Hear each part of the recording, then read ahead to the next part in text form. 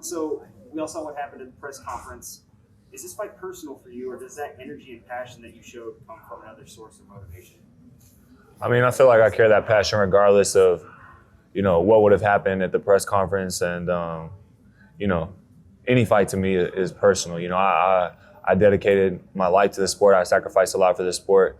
And, there's a lot that I want to accomplish in this sport. So anybody who's in the way of that or trying to take that away from me, it's personal, because this is not only how I, make a living. I keep a roof over my head with this sport, So anybody in the way of that is going to be personal. But, I'd probably be lying if I said it didn't add a little extra motivation or, give me a little more fire. So. And when you answer questions, also, if you can kind of sort of repeat the question you answered, we'll move on to the next one. Do you think you got under Canelo's skin at the press conference? Yeah, I think I got under Canelo's skin at the press conference. Not purposely, it's not like I was like, oh, I'm going to get under his skin. I feel like he kind of broke character a little bit at the press conference and, pushing me. I think he realizes that he's got somebody who's the real deal in front of him and not just here to pick up a check. And it strokes his ego the wrong way. He don't like that. He likes people just coming in, bowing down to him and handing over whatever they got to hand over and going on their way. But, anytime that I'm in front of somebody, that you're never going to get that out of me. So. And you received a small cut under your eye in that exchange. Did you receive that? How did you receive that cut? I know we've already talked about this, but on camera, how did you get that cut and how bad was it? At the press conference, I had my sunglasses on, and so, I got one on him, and when he threw one back or, went to smack me back, pushed my sunglasses up and left a small little cut under my eye. Really just a scratch. I mean, I didn't have to get stitches, or the next day we came home, I had to spar. I sparred just fine. I sparred that Saturday. I mean, so really it just pushed the skin up, and, we didn't want it trickling or anything like that, so we put a Band-Aid over it, but it wasn't a big deal or anything like that. So at the end of the day, it was, his fans were saying, oh, it could affect the fight. Yeah. That could affect the fight. No, it's nothing that could affect the fight. It's nothing that's, like I said, I was sparring the very next day, sparring that Saturday, no stitches, no nothing. It was a good scratch, but it wasn't even a cut, you know what I'm saying? So if I didn't have my sunglasses on, there wouldn't have been anything. That's what I'm most annoyed of, you know what I'm saying? I wish I didn't even have my sunglasses on. So I want to talk about your upbringing a little bit. Obviously Canelo's got this brand recognition, but for the casual fan who may not know who Caleb Plant is, what are kind of the cliff notes of your story? Who is Caleb Plant? Caleb is somebody who is passionate, determined, motivated, and someone who has dedicated his life to his craft. I love boxing. I got a lot of respect for the sport. I got a lot of respect for the people who came before me and helped pave the way. And, I feel like tuning into this fight is, a big deal for the fight fan. Not only is it, the biggest fight of the year, but when you're tuning in this fight, you're tuning into a piece of history. There's never been an undisputed super middleweight crowned in boxing before. And when you're tuning in, you're going to see something that's never happened before, never been done in boxing before. So, this is a big deal. So you come from humble beginnings. What impact did your upbringing have on the person who you are today? I think like most people, who start out with, maybe not as much. It gives you a different perspective. It gives you a different work ethic. And, I learned a lot of lessons along the way, just like, many people before me who have, started with little, just like most boxers. I'm not the only one. There's a million more of me. And, but I definitely learned a lot along the way. And I definitely feel like it's helped me, in my boxing career. You said that you want to be in the history books. Was that a goal for you from the start, or did that kind of come later as you progress in your career? For me, it came from the start. I want to be one of the greatest of all time, and that's something that I wanted to be since I was a kid. I've been doing this for a long time. I started training at 9 years old, and ever since then, it's something that I wanted to run all the way to the top. And I've kept my foot on the gas. My dad's been with me this whole time along the way, and Justin, I got a great team around me, and I feel like the sky's the limit. Really, and November 6th, it's a huge step in that direction of cementing my legacy. So, moving on to just kind of talking about the fight and training, can you share a little bit about what it was like working with Andre Ward? Yeah, training with Andre Ward. He's been someone who, I've been able to pick up the phone and reach out to, and he's someone who checks on me as well. He reaches out, calls me, make sure everything's going good. And once we got this fight locked in, he felt like it would be a good idea for me to come out for a few days and see him and Virgil. And so me and Jordan did, and it was a great time just being around that championship type mentality. I feel like we're a lot of, very similar in those regards. And yeah, he's always been somebody that I can, reach out to and ask questions. And, it's good to have someone like that who's been in a lot of these situations before. And, he's got good insight and a good perspective as well. So, was there anything that you learned that stuck out in particular from Ward?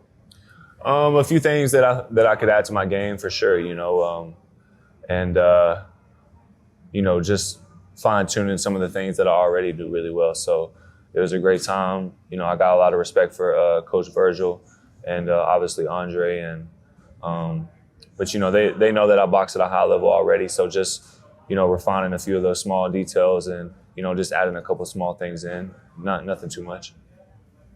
Why do you feel like now is the right time in your career to face Canelo? I mean, there's no better time than now. You know what I'm saying? That's a saying. And, what other opportunity am I going to have to fight for undisputed and become undisputed? So this is a big opportunity. When they presented it to me, as soon as they did, I said, yeah. And, at first they weren't able to get things figured out on the other end. We were able to circle back, and they were able to get it figured out. I'm glad we're here. And November 6th is going to be fireworks. You're very consistent when it comes to taking that offer role of your opponents leading up to a fight.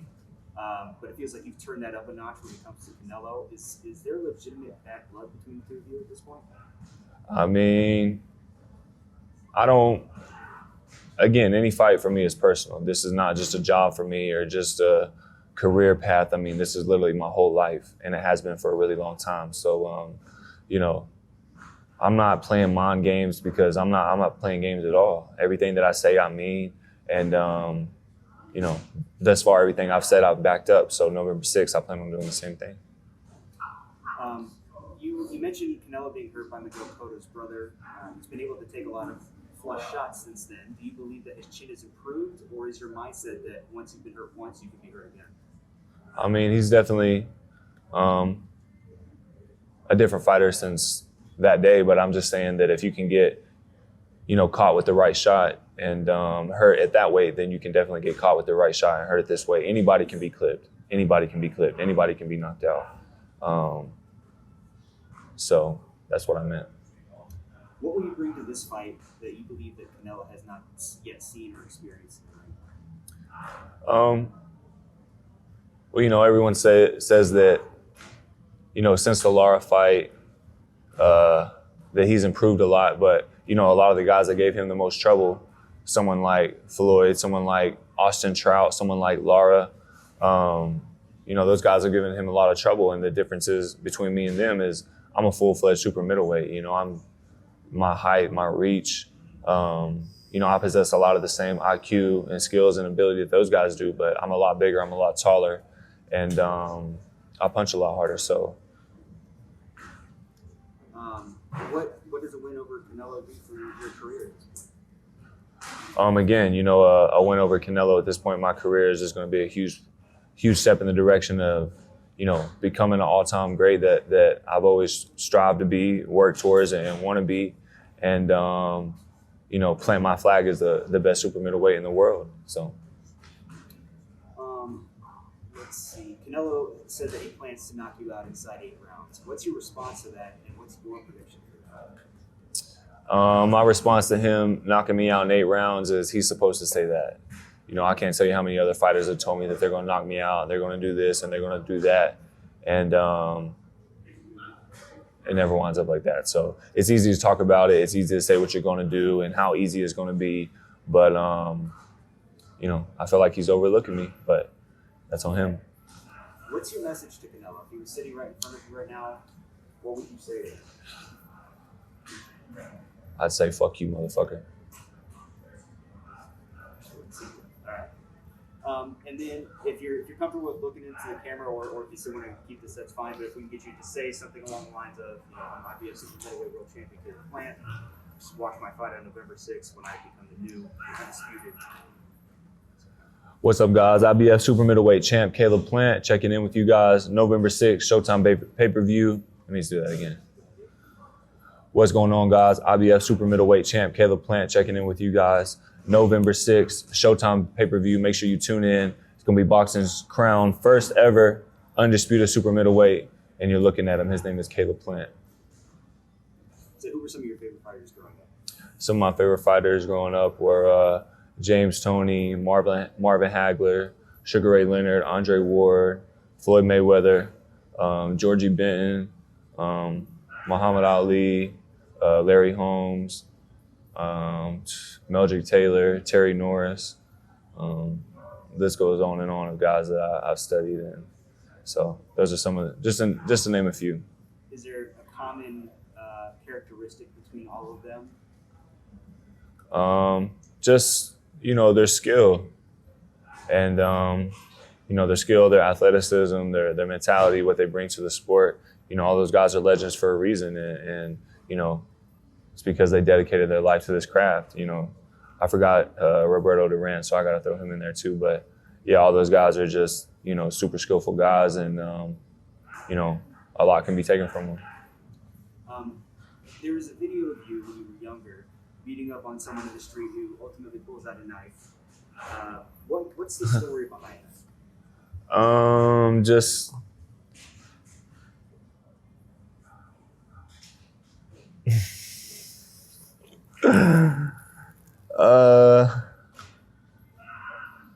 Just agreeing to disagree.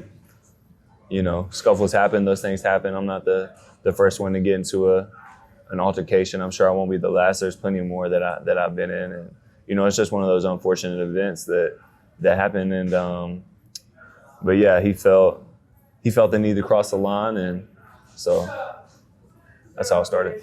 What was kind of going through your head? Like, you obviously had the better of him before he took the knife out. And when he takes the knife out, what was kind of going through your mind with that? Just that it's probably time to get out of there. So, but that's not the first time that something like that happened, unfortunately. But it's just one of those things. Can you kind of repeat that and say, when you pulled out the knife, I felt like it was probably time to get out? Yeah, when he pulled out the knife, I felt like it's probably time to get out of there. So, but those things happen. So it's not the first time or the last time that somebody had pulled something out like that. So it's just one of those unfortunate things. Were street fights common for you growing up? I wouldn't say quite a few, not like a ridiculous amount, but more than a handful. So. What were some of your favorite hip hop artists growing up? Maybe list like a top 5. Top 5 hip hop artists growing up or now? Let's do growing up, and then we'll do now. Growing up, top 5.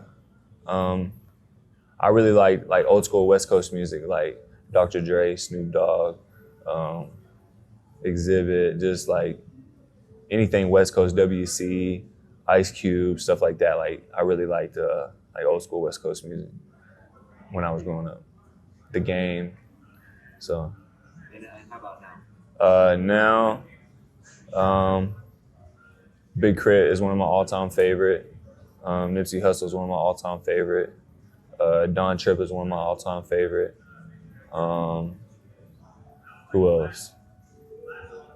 I'll stick with those 3. And I want to close on your car, your lowrider. So if I remember correctly, you talked about how it was kind of a dream of yours to have a car like that. Where does that come from? Why are you so into that type of car? Growing up, I've always wanted to have like classic cars, muscle cars. That's what I've always been into, me and my dad actually. And I can just remember us always talking about, one day when boxing works out, it'd be cool to have, this muscle car, this classic car. And I can remember being in the grocery store and us stepping off to the side and flipping through the magazines at all the old cars and just being so infatuated with them. And, I just knew that at some point in my career that's what I would want to get. And, a 64 Impala has always been like a dream car of mine. But the next one will be a 72 Chevelle. It'll be a muscle car. So coming soon. I was gonna say, can you? So what's the make and model of the car, and can you talk about like some of the customizations you have on it currently? Yeah, so some of the stuff done to it is a 64 Impala Super Sport. It's got the original 327 in it. Anyone who's seen it on social media, the engraving around the trim of the car, whether it's the headlight bezels, tail light bezels, the side trim, the side mirrors, the rear view mirror, the seat trim, all that is two-tone engraved. The wheels are two-tone engraved. We took the engine out, took it apart, cleaned it, sealed it, painted it, put chrome headers on it. I mean, it's pretty nice. The double standard, right? Between what what Canelo said and what you said. He said, "Motherfucker," this and that. Yeah. Johnny, right? You say it in completely different terms. Yeah. And the media attacked you. I guess you would say. Yeah. Can you talk a little about the double standard and why you think the media is pointing fingers at you and not Canelo? They could look at me for that song. Yeah, I mean, I agree. I think there's a little bit of a double standard there with what transpired at the press conference, and it was just normal pre-fight banter. You know what I'm saying? I'm gonna beat you. I'm gonna beat you, and motherfucker this, motherfucker that, and then so. But for him to act like I'm talking about his mom, I mean, I'm pretty sure anyone who knows me knows like that's not really my style, that I would bring up somebody's mom. And but I feel like the media kind of came at me a little bit. But I think a lot of them do that because if they say what it is, then they're not going to get an interview out of him. And so I think a lot of the media, they take his side, or even with like him testing positive, they say allegations when it's not an allegation. He was suspended for 6 months. He tested positive. There's no, either you test positive or you test negative. So a lot of them they take his side because if they don't, then they won't get an interview out of him. So that's just how it goes.